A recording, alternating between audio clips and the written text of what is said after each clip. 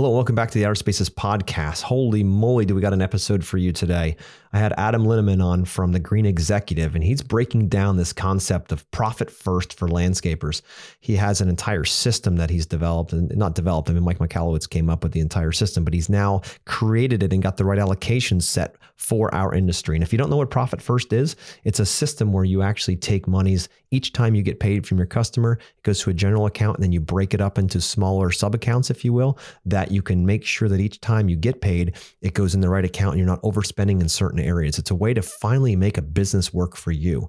So if that excites you, listen to this episode. We've got tons of nuggets in here. It was it was a great time. Adam's a great guest, and he just keeps dropping the knowledge. It's incredible. So listen and enjoy. Hello, and welcome to Outer Spaces, a podcast dedicated to empowering designers and contractors in the outdoor living space. Through this show, I hope to create a powerful resource for you, someone who is trying to grow their company but might not have all the tools and processes to do so. On Outer Spaces, we're passionate about breaking the chains of small mindsets and helping contractors just like you take control of their businesses and their lives. My name is Joshua Gillow, and through my 25 years of dirt under the nails experience, I look forward to sharing tips, strategies, and other contractor success stories here on the Outer Spaces podcast. Now, let's get on with the show.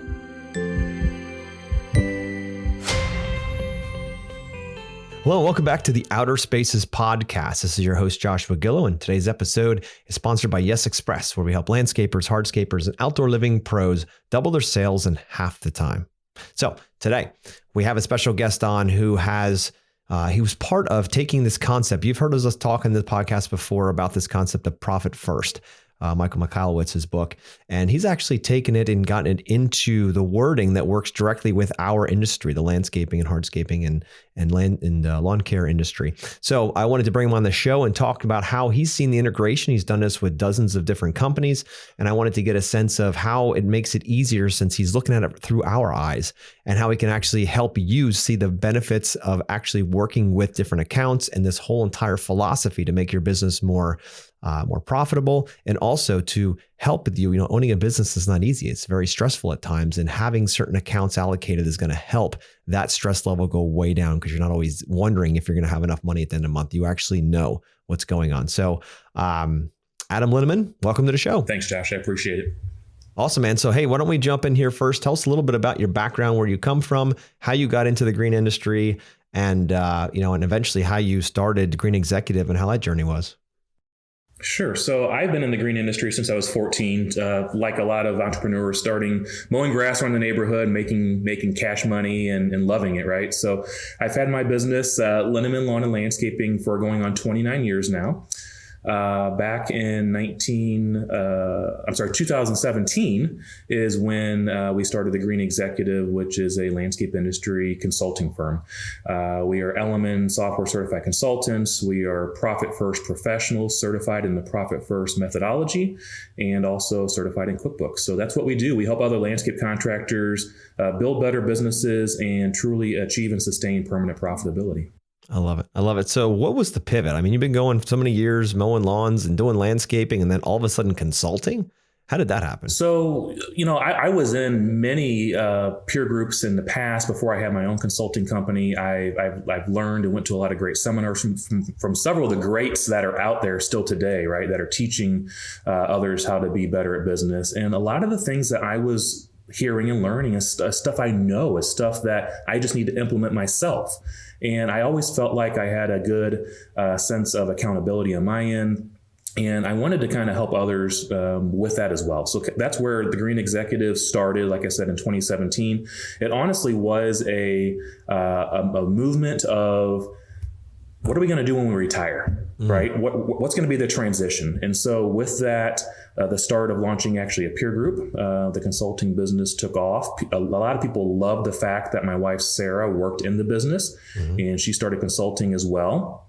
Her background is, at least in the landscaping business, is kind of in the HR, payroll, areas like that. And so that's where I had her. But a lot of landscape business owners have our husband and wife team, and they necessarily can or they can't work together. And so I think that was where our niche kind of started to stand out and allowed us to grow our business, was husband and wife team, day to day, in the business, in the trenches. We understand, we know what's going on, and we still have our business today. That's amazing. And how is it having a husband-wife team? I grew up in a family business where it was my mother and father ran it, and my brother and I worked alongside of them and learned so much when we were young. And then I was in business with my brother and father for almost 15 years. And, there's an amazing thing that happens when you work with family. But then the problem is going home at night, right? So I said when I got married that I would never be in business with my wife. I said that. I was like, you know what? And it's helped well. She has her own chiropractic practice, and she does her thing. And when I've different things that I do, and what's amazing is we come home at night and we can be together and not be in each other's business, if you will. So how does that work with you guys? How have you held that together, and how have you grown a business, as a husband-wife team? Well, I can tell you that we haven't always held it together. So the truth of the matter is she did come and work at Linneman Lawn Care and Landscaping in their office a couple of days a week, helping out there. And we did that for maybe 6 months or so, and it just wasn't working out. So we actually stepped back.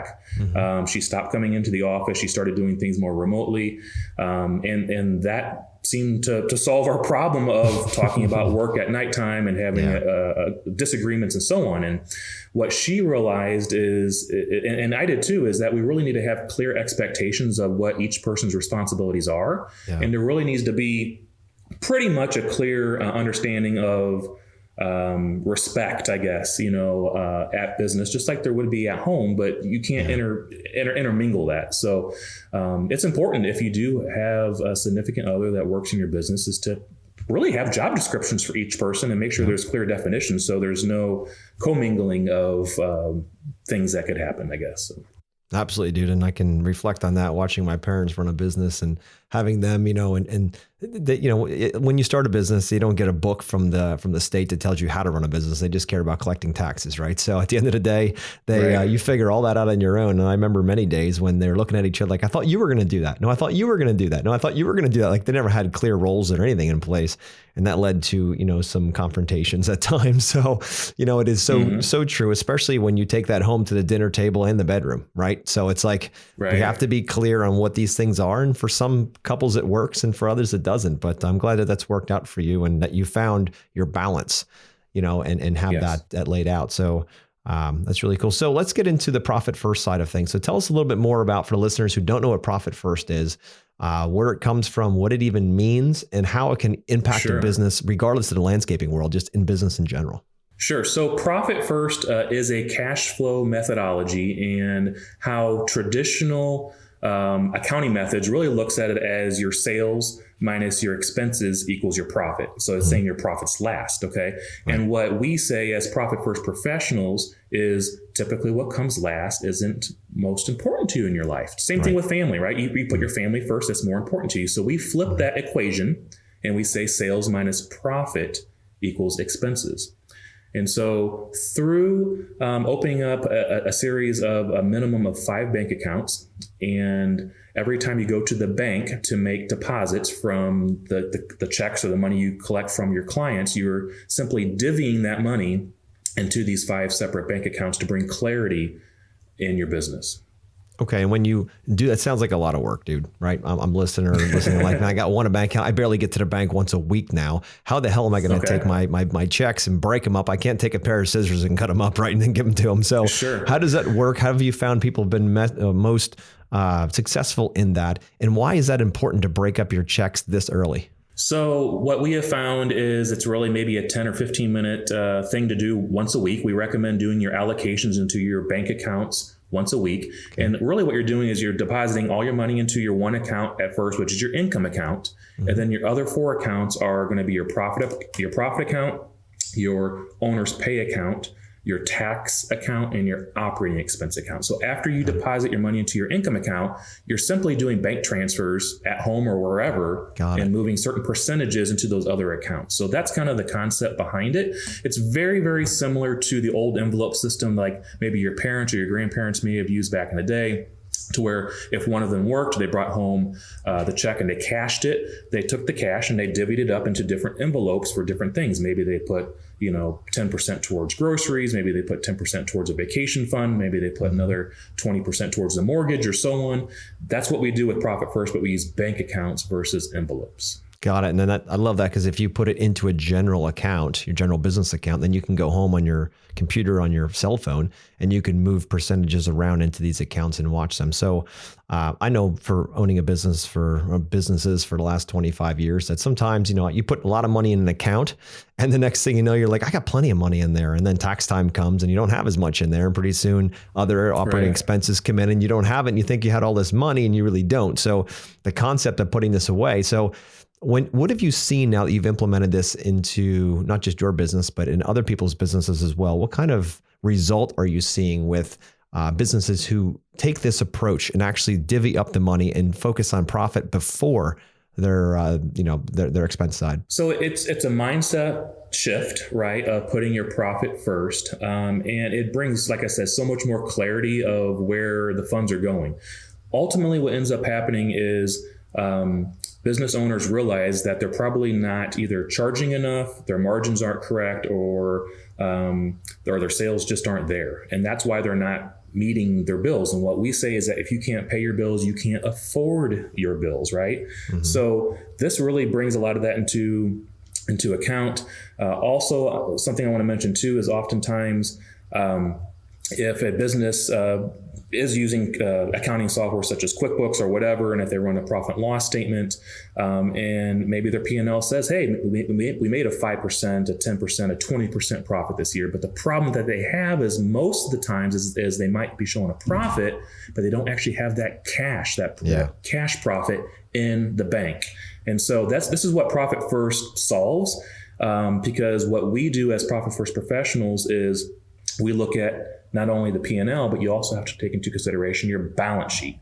Yeah. And things that live on your balance sheet are going to be, liabilities and things like loans and things like that. So even though you have a positive P&L, you also have stuff that's on your balance sheet that you're using cash to pay for. Yeah. And so that's why you don't have the cash in the bank. And once again, Profit First solves that, even by simply, if you were to start today and not even open up 5 bank accounts, but just open up one bank account and call it your profit account and just put 1% away, you're guaranteed a 1% cash profit every time you make a deposit. So that's our challenge with landscape professionals that are scared or are unsure about starting the Profit First methodology, the system of the 5 core accounts. Open up one account and just put 1% away. I love that. I love it. And I've told my students many times that, one of the bigger plays here, the goal is not to own your job, right? It's to own a business that produces an ROI at the end, where you have a team that runs it and you are basically managing that team, and you get better and better and you do less and less of the actual stuff day to day. Now, with that being said, the ultimate goal in that is to be able to pull monies out of that business and invest in long-term cash flow producing assets, right? So that you don't have to be stuck every single month going out and mowing those lawns or mulching those beds or building those outdoor living spaces. If the focus is, and this is, I think, could play right into the Profit First side, if there was a bucket or an account where you put X amount of percent every time you get paid, whatever it might be, into it for long-term asset, and eventually you build up a couple $1,000, pretty soon 10 or 15 or 20, and pretty soon you go out and you can buy, say, real estate, or you can go out and do these things, but you're doing it purposefully, right? And that's the thing. At the end of the year, if you always see this big chunk of money in an account, you're like, I got lots of money, man. I got lots of money. I can be lazy this weekend. I don't have to sell as much, or I don't have to do these kinds of things. But when you divvy it up, it's very different, because now you're like, all of that money is already allocated. All of that operating expense is already spent. All this tax money is already spent, right? So you're not getting this idea that you have all this money sitting there when you really don't. I know this because I've been through this many, many times, where I'm like, sweet, we got plenty of money. Yeah, we can go buy that piece of equipment. Yeah, no big deal. We don't have to sell it. Forget that guy. We'll just go to another project or whatever. We don't need to upcharge them that much for this. And next thing you know, a few months later, it's not that way. And now you're struggling. You'll take any project possible. But having a system like this will absolutely help you understand. And I love that you're doing it. So I'd like to dive a little bit deeper, if we can, in the difference between cash in pocket and profit on a profit and loss statement. Can you get a little bit more into depth about the difference between that big number on that profit and loss and what's actually cash? Sure. So how I like to talk about that actually is in the QuickBooks format of you can run a P&L on a cash basis, or you can run a P&L on an accrual basis. And I believe by default, QuickBooks says your P&L is going to be an accrual basis. And what that might look like, say, for instance, for a lawn care company, if they're serving 1,000 customers or 100 customers and 20% of those customers are prepays at the beginning of the year, their P&L is going to look really, really healthy, right, at the beginning of the year because they're getting all that cash up front. Yep. Okay. And then if they go to a cash basis, it's a matter of when you actually collect it. So if you're billing out and you're billing out a lot of money at first, it's going to look really healthy, but you really need to collect all that. So your business isn't anything if you don't have a good collection system, if you're not on top of your customers and making sure that you're handling your past dues in a timely manner. Another thing that we talk oftentimes with our clients about is we have landscape contractors that are doing large landscape install projects, $50,000, $100,000 jobs, and sometimes, especially with COVID, that they are having an issue with maybe getting material and to finish a job up, for instance. Mm-hmm. We had one landscaper that wasn't invoicing his customer because the job wasn't done and he couldn't get the material for another 6 or 8 weeks. Yeah. Well, we talked to him about, hey, let's start looking at building in progress payments, down payments for the jobs, maybe another 50% when you're halfway through, then collect the remainder at the end. So these are all strategies that we use for positive cash flow and why that's important to really keep that coming in all the time. Yeah. And when you look at your profit and loss statement, most guys can do that. They go on QuickBooks Online or most likely QuickBooks of some sort, and you're going to see profit and loss like, all right, cool. It's bigger than zero. We're good. Or it's got it looks really big. But the problem is you can't take that profit and loss statement to the bank and write a check for that number. Right. It's a philosophy. And that is because of the balance sheet. Yeah, that is because of the balance sheet. And that's what we say too is, I don't know why this is, but I guess probably the majority, I would assume, of landscape contractors are probably male. That's probably safe to say in the United States. Right. And maybe it's a male or a man thing, but we like shiny new equipment. Us guys like dump trucks. Us guys like skid steers. We like all this equipment. Yes, and so that's where I think a lot of contractors, they get into trouble is they don't make good business decisions with their purchases. If they buy that new mini excavator, it's probably sitting there 80% of the time when they could be actually using it. So you really need to ask yourself, questions before you go out and make these purchases. Totally agree. Is the purchase what I'm about to make good for the company? Mm-hmm. Is the purchase what I'm about to make good for the customer? And can the purchase wait? Yeah. So those are the 3 ones that you should be asking yourself before you go out and make these big purchases, these, $100,000 dump trucks and skid steers and so on. But Adam, I love having a nice squeaky clean excavator sitting by my shop that I can sit back at the end of the day and have a beer with the guys on and say, look at this. This is all mine. Look at this. I earned this thing, right? Unfortunately, the bank probably owns most of it, if not all of it, right? So you have the rights to use it. Trust me, I've been there. I remember going and buying trucks and being like, oh, I can't wait to drive this around town. Let's be honest, right? That's what it is. Look at this big ass truck. Look at this trailer with all these graphics on the side. I can't wait to drive through the middle of that town. Look, I finally made it. Right. And I remember spending a lot of money just trying to keep up that image. And I learned later in my life that really was not the way to do it. Right. And that excavator probably wasn't the best, thing. You can always find uses for it. Right. Pretty soon you're like, I did the same thing. Yeah. It's so exciting. I did the same thing, Yeah. I was like, I got this. Yeah, this was just 12 years ago. I got this big and shiny new John Deere tractor, with a cab and a brush cutter. And I'm going to start brush cutting lawns or big fields and this and that. Yeah. It's like, this thing's sitting a lot. We really need a rubber track skid steer, what I mean? Yeah. So we're getting a lot more use out of that. So you got to make good business decisions. And I've made a lot of mistakes on purchases and things like that myself. But now I'm proud to say that, through good cash flow management through our business, which has helped translate back into us personally. Mm-hmm. We're basically a debt-free company and a debt-free personally as well. Our house is paid off and things like that. So it's a wonderful feeling to be able to not have all that liability and promissory notes that you have to pay back, right? Oh, today's sales nugget is going to be interesting. Today is all about rapport. So rapport is connecting with people, whether it's in business or in life. It doesn't really matter. It's about making a connection. Are we like each other? Do we have similar interests? Are we out for the same goals, right? With that being the case, we have to be able to do that right away up front pretty quick. And some people do that pretty naturally where they can have the gift of gab and they can easily just communicate back and forth. And for others, it's not as easy. Right. So meeting somebody new can be nerve wracking. It can be, it can raise anxiety. It could be making you a bit nervous. So there's a simple steps that you can do in order to start that rapport building process. The first of all, you have to understand one major thing. So when building rapport, it is not about them coming in and listening to how great you are. That is not what this is about. They don't want to hear about you. They want you to ask them amazing questions that make them look good. So when you're starting to build rapport, start asking questions like, so what's your favorite thing to do on vacation? If they start talking about vacation, where's your favorite place to go? How many times have you been there? Do you take the whole family? That's the kind of conversations that others can sink their teeth into and start talking about how amazing they are, because everybody wants to talk about how great they are. That's just a human condition. So let's put up a stage or a platform for our clients to do just that and ask by leading with really good questions. And when you lead with really good questions, you're going to find that your clients are just going to open up and start to trust a lot faster. So make it all about them. Make the show all about your clients. Don't bore them with all your details. They don't care. What they care about is being asked amazing questions so they can feel like they're really valued and that you really truly care. And make sure when you're asking these questions that you do truly care and you act like a detective trying to figure out a case and you just ask amazing questions and let them come to life and make them be the superstar.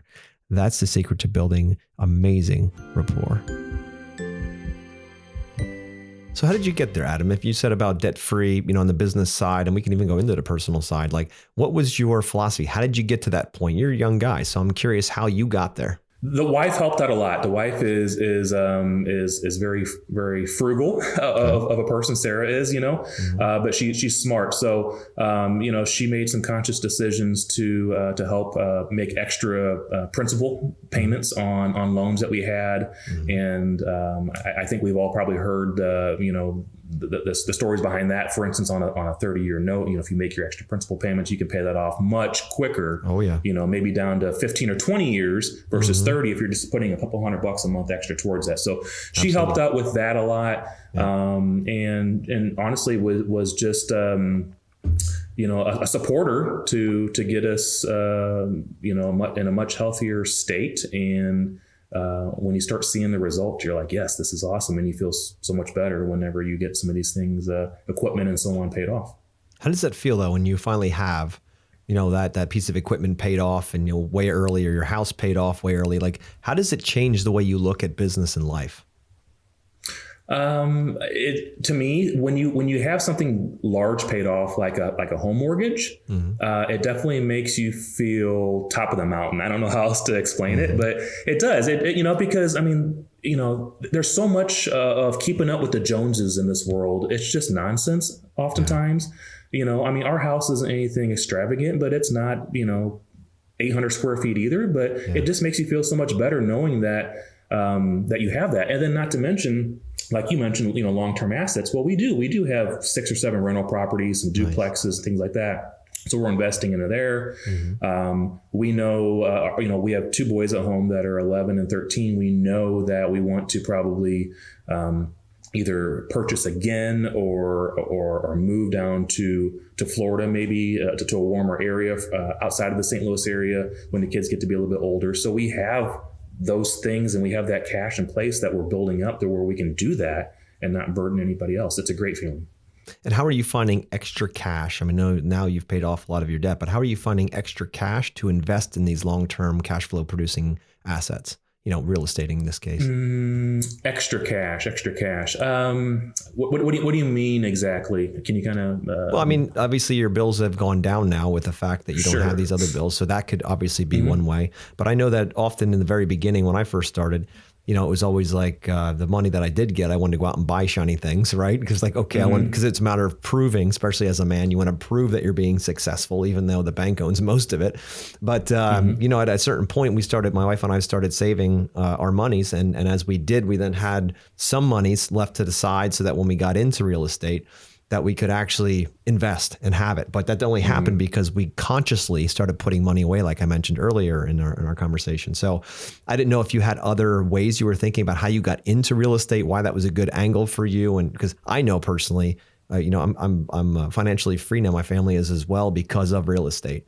And that happened over about a 2-year span, but from beginning to end. So the reason why I'm even saying that is because it is an incredible vehicle for so many different things. But as a landscaper, I'm not a real estate person. Like, I don't understand that world. I'm scared to death of it. I was too when I first got into it. And then once I understood it, it was a lot easier. But first of all, it was coming up with capital, then knowing where to deploy it, and then how to manage that asset. So I'm curious about your journey in there and how you came up with that option.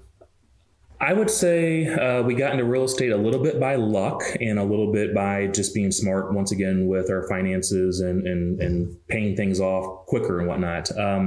How we originally got into real estate was we got approached by a propane tank supplier that had a huge, 100,000 gallon propane tank on the property. And he was looking to get out of his business in the next 10 years. And he wanted to know if we would be interested in buying the property, but he would lease back the property to us for X amount of years to keep that propane tank on there. He sold propane to rural homes in the area. So we bought that property. We had the agreement with him that he was going to lease back part of it. And it basically made the mortgage payment on that property at the time. And then lo and behold, here comes Dollar General. Hey, you got 3 acres. Can we buy an acre from you? Yeah. And that 1 acre that we sold paid for the property that we just bought from the propane guy. Yeah. So that's kind of how it started. But you really need to, it's very helpful to have that little bit of cash to get started. So that's why I say somewhat luck, somewhat also, good money management and being careful with our spends, not always having that shiny new equipment and so on. That helped a lot too. I can tell you that every other additional investment property, rental property that we bought since then, we've always made sure we asked ourselves these questions. Is number one, if it's a house, would we live there if we had to? Is it decent enough for us to live there? So we won't buy anything if it's like, too far gone or even necessarily too nice. So that's kind of the one question that we ask ourselves. And would we live there ourselves? And then is it already kind of income producing? Yeah. So much of the duplexes and rental houses that we've had, they've already been occupied or are still currently occupied, and the tenants came with the deal. So that makes it a little bit easier as well. Awesome. No, there's no better way. And gentlemen out there, I learned this way too late in life, and I want to give you this little nugget. The fact that we think in business in the beginning that the flex is to buy the equipment and to go into debt for things that are depreciating, which is basically losing value daily. As you use them, become worth less. That was the flex back in the day, the new truck, the new trailer, the new equipment to drive around, and bigger trucks. We were buying Kenworths with big deck over trailers to drive all of our toys around and parade and make sure we spent all the money on the logo so everybody knew who the fuck it was, right? And that's all ego, right? It's all ego because none of it makes sense in the end of the day when you look at it. But that's what it was. That's how I grew up. And then at a certain point, I realized that the biggest flex that you can possibly do as a man is to retire your family, is to start learning how to invest in something that isn't this business. It's something that produces a consistent cash flow while you're sleeping. Mm-hmm. And that's really when everything starts to change, and I'm so happy you found that line. I know a lot of people that have, but in our industry, I don't think that story has been told very often because we're too busy grinding out in the field, constantly just trying to make ends meet, that we don't think about another way we could live. Right. And I don't have any programs to sell on this. This is not like some kind of staging for something I'm going to try to CTA you at the end. Right. That's not what it's about. It's more about just starting to think about, with this profit first system, if there's possibility that in that bucket, there's an investment bucket somewhere, or it's part of one of your long-term buckets that you can start accumulating. Because that's the first thing I hear when I tell people about this. They say, oh, I don't have any money. I'm like, but you got all that equipment. Do you need all that equipment? Let's think about this. Maybe there's a bucket you put money into. That's a no-touch bucket. That's my future. That's my cash flow generating asset bucket. And once I get to a certain point that you don't need 100% to get these homes rolling, you can get into hard money. You can get into other things. Banks will there's leverage, all that stuff. So with that being the case, you don't need a ton to get into it. And then when you start accumulating, next thing you know, maybe it's $100, $200, $300 a door a month. Pretty soon you're starting to maximize. Hey, I only need $5,000 a month to live. Okay, good. That's your survival level, right? Good. Then I need what? Do the math quick. If it's $200 a door, right? I need 25 doors. So if that's the case, you need 25 doors at $200, Just doing some quick math here. Make sure I'm right. Yeah, $5,000. And next thing you know, you're like, holy moly, I've got $5,000 coming in. It's going to be grueling. You're going to learn a lot. You're going to make a lot of mistakes. I sure have. I got broken bones and bruises from this too. But at the end of the day, you're like, holy shit, it's pretty cool, right? Everything tastes different that way. So Josh, what we say, so we have the 5 core bank accounts. And one more time, I'm going to repeat them just one more time. It's the profit account, your owner's pay account, your tax account, and your operating expense account. And the first one's your income. So income, profit, owner's pay, tax, and operating expense. Yes. That's kind of basic. If you work with a profit first professional, we can do more advanced. And like you said, you could open up a 6 account. Maybe it is maybe you want to buy land and build your own shop one day. Yeah. Maybe you start funneling 2, 3, 4% of all money coming in into that account to be able to see if you can afford your new mortgage that may be coming on a new shop. Or if you're wondering, hey, we need to hire another salesperson, maybe you should open up another bank account and start funding that a little bit to see if you can afford another salesperson. So you can use that also as a way to see how you can make your business really work and see if you can afford your new expenses.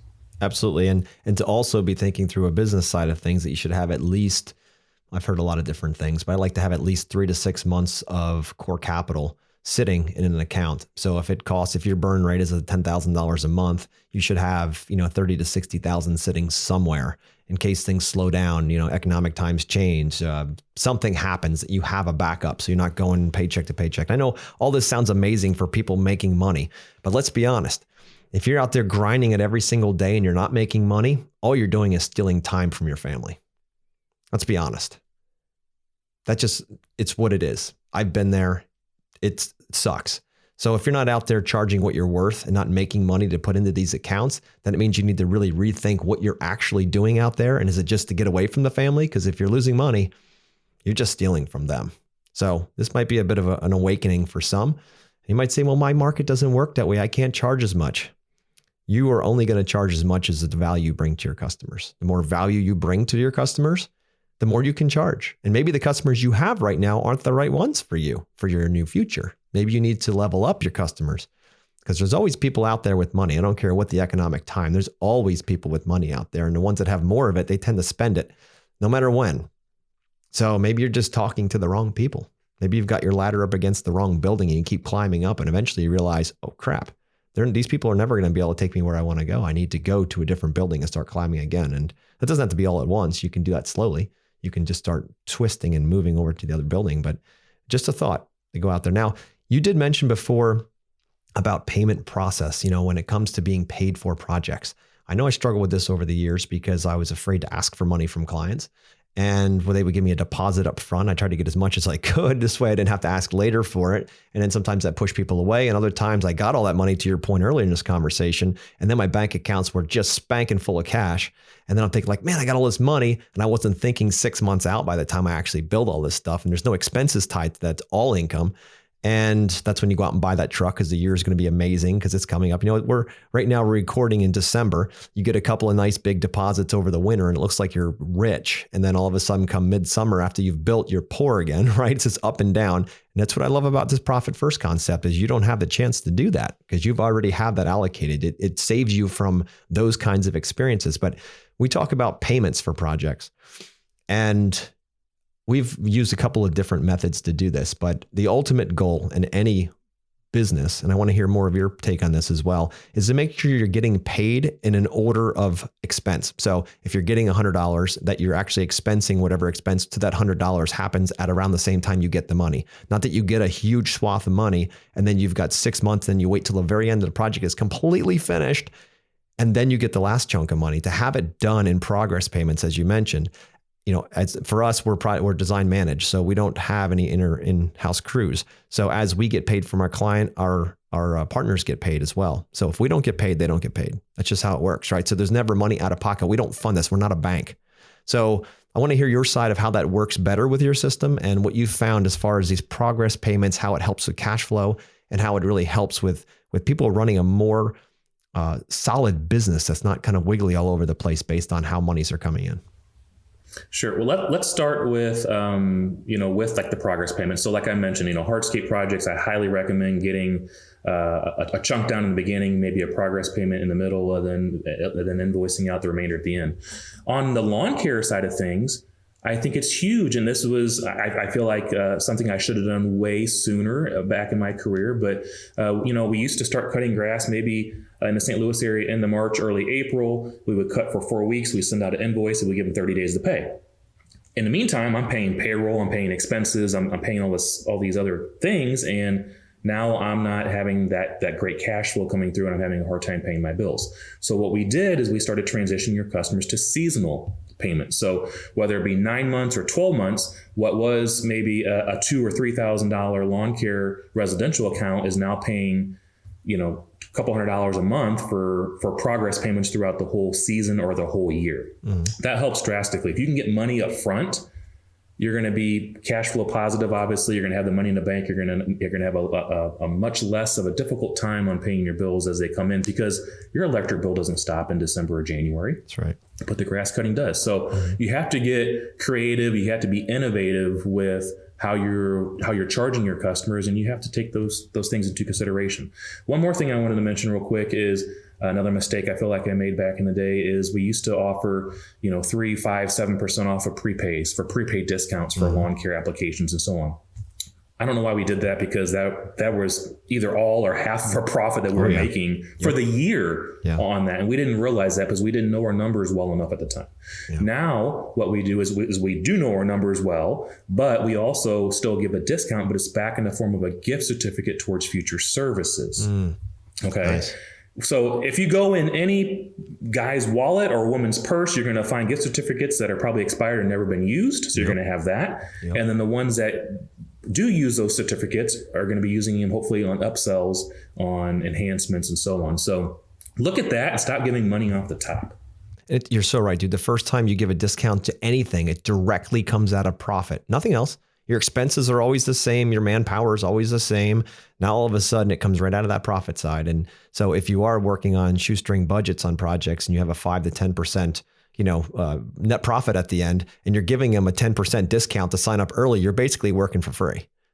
That's the crazy part. It took me too many years to figure that out, right? I'm like, well, it's only 10% of the project. No, it's the 10% of the project that I'm actually working for. It's called the profit side.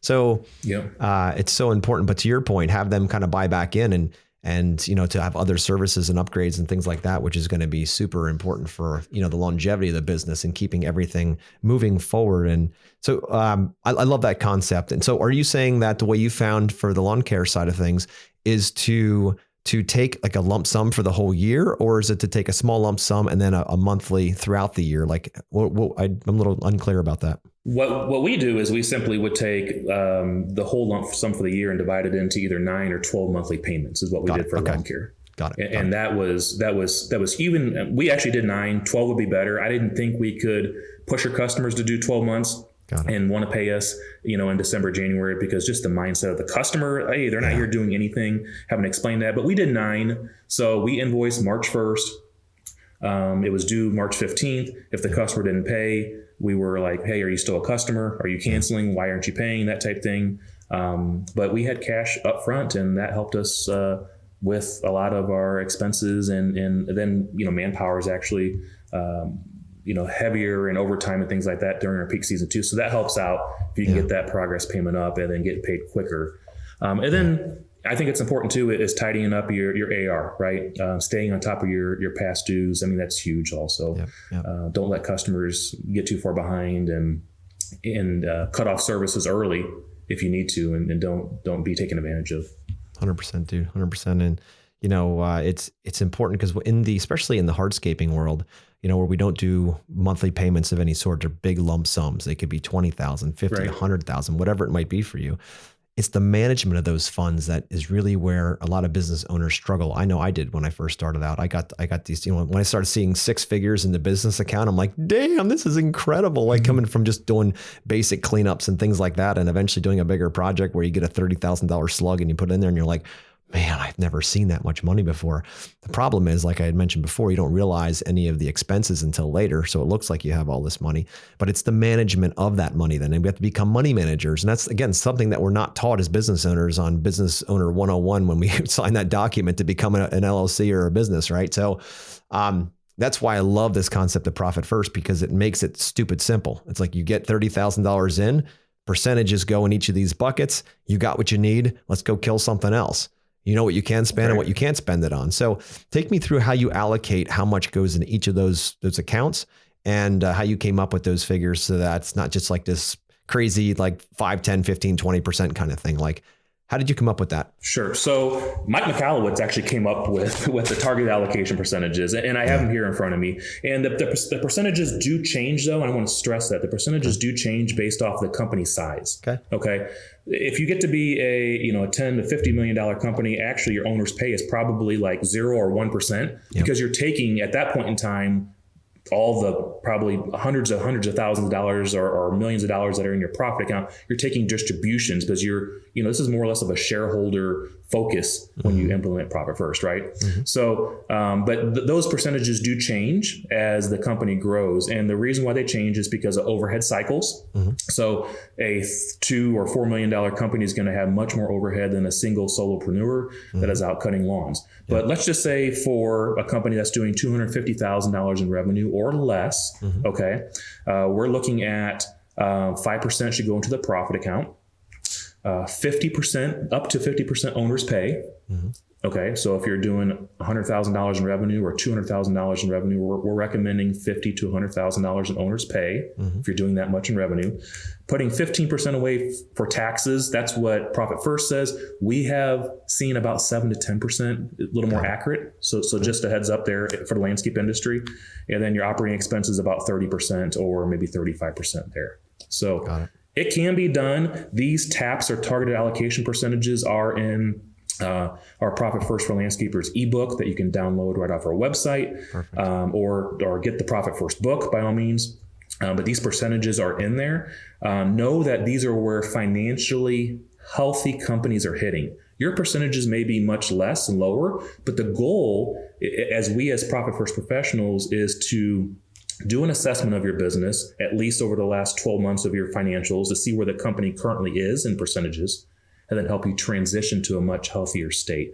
And we do that through the coaching of like I mentioned, through, let's start getting cash flow in more with payment structure, just getting money up front, and so on. So there's quite a bit to it. It's not just moving money around. It's very much of coaching and accountability and coming up with innovative ideas on how you can be smarter with your assets in your business and run your business more profitably. I love it, dude. So tell me a bit more about the Green Executive. What kind of services do you offer? Is this the kind of thing that we're talking about here that you're like, hey guys, come on board with us and we help you with all this? Like, how does that work? Sure. So Profit First for Landscapers is one of our core service offerings. Another core service offering is green industry bookkeeping services. So we offer that as well. Our clients are required to be on QuickBooks Online Edition on that, but we're able to give them updated reports on a regular basis to where they can make good business decisions based off of those reports. If you implement Profit First, you can do the same thing by looking at your bank accounts, though. So FYI, but you want to have good accounting books for when it comes to be tax time and so on, right? Absolutely. So Profit First bookkeeping services. We're certified in LMN, which is Landscape Management Network software, and teaching that. Their budgeting workshops, so we offer that as well. And then just general coaching, one-on-one coaching. We offer a few peer groups and so on. I love that, dude. I love it, dude. So anything else any other wisdom you want to bestow upon our listeners about the Profit First in their business or business in general, or hell, life in general? Do you have anything on your mind? I think it's important to be able to get your business to allow you to take a vacation. And honestly, I don't care if it's a long weekend to start out, but you need to start somewhere. There's a lot of landscape business owners that cannot take off a Friday, Saturday, Sunday. You need to fix that first, and then you can go from there. I'm going to brag. I'll be honest with you. We're taking 3 trips that are booked right now to the Riviera Maya in 2023. Sweet. I'm doing that. Love it. Because of our profit account. And that's where we love to go, and I think it's a total like 28 days or something like that between the 3 vacations. So we're looking forward to it. We got married there back years ago. We've been going almost every year. But it's so important to be able to get your business to a state to where you can go somewhere, whether, like I said, a long weekend or something. So that's my word of advice, is to get some processes and procedures in place, get some cash flow methodology like Profit First in place. Yes. It's the hustle and grind isn't truly long-term sustainable. It's going to wear you out. Oh, yeah. Yeah, physically, mentally, emotionally, everything is going to burn you the hell out. So I love that you have an opportunity for people to find a system that'll do most of the thinking for them. And then they can make decisions. And I love the fact that you're taking 3 big vacations this year. It's amazing. I remember when I first I'm excited for you, dude. And I remember when I first met my wife, and she's from Germany, and they do things a little differently over there. They take long vacations. It's just part of how they're wired. So I remember the first time when she's like, "Oh, we're going to go over and visit my family in Germany." I'm like, "That's awesome. Let's go." And like, we're going to be there for 2 weeks. And I'm like, oh shit. I'm like, how am I going to leave the business for 2 weeks? I guess I got to figure it out, right? So we figured it out, but it was scary as hell in the beginning. It was so scary. I thought the whole entire thing was going to fall down when I was going. I was so stressed out when I was going, this many years ago. But anyway, so it's like, man, after I came back, I'm like, building didn't burn down. Clients are still happy. The team took over and they got even more involved, and they took over. I see where I need to work on finding people to fill in my spots, right? And after that, it became 3 weeks. And now, hell, I probably travel half of the year that I'm not in the office or more, that I'm just constantly moving around doing different things. And it's because you took first the initiative to start figuring out those long weekends, and then eventually to a week, and then 2 weeks. And then to your point, 28 days in a year to travel to somewhere you love, to be with your family. And then you sit back and you say, wow, this is what it's like to own a business. I thought it was always just me staying busy. And eventually when you're not busy and you're like, this is really what life is about, that's when everything changes, right? That's right. Love it. Yeah, that's awesome. Well, Adam, how can people find you? I know the Green Executive. How do they find you with the Green Executive? You do social, like where do they look for you? Yeah, I'm on LinkedIn, Instagram, Facebook, pretty much all the platforms. Or they can go to profitfirstpros.com or thegreenexecutive.com. And then the last thing I want to mention is check out our 1% challenge. Like I mentioned, it will walk you through the steps of just opening up that one bank account, titling it your 1% account, start putting 1% away, don't touch it, and that will guarantee you profitability in 2023. I love that, dude. Adam, I appreciate you coming on. I always love talking with people that got their shit dialed in like you do. And I'm so excited that you've come into our industry and you're going to help people make this transition from barely making it to having money in an account and having the certainty that comes with different accounts and knowing that the money's in the right place and that they're not going to overspend or any of those kinds of things. So thank you for what you do. And everyone out there listening, jump on the challenge, the 1% challenge, grab the book. I know he has an ebook as well. Get out there and just start opening your mind up to the possibility, because this, my friends, this kind of thinking, this kind of psychological change, this philosophy change in what business really is how you get out of the rat race and how you finally get to live your life on your terms. So don't miss out on this. Until next week. Thanks for having me on, Josh. Absolutely, Adam. Until next week, guys, keep killing it.